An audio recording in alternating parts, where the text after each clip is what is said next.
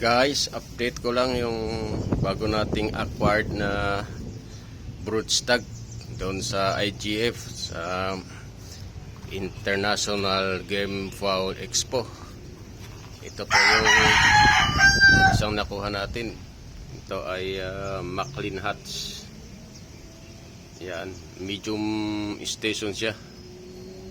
11 months. Bali, dalawa yung nakuha ko.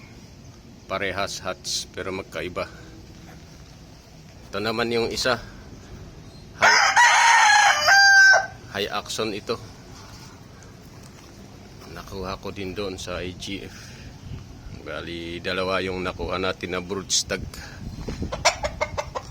Mahilig din tayo kasi sa green legs o dark legs. Kaya ito muna yung i-develop natin para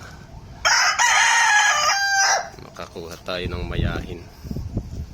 Bali, may ipa-partner ako dito ng mga babae.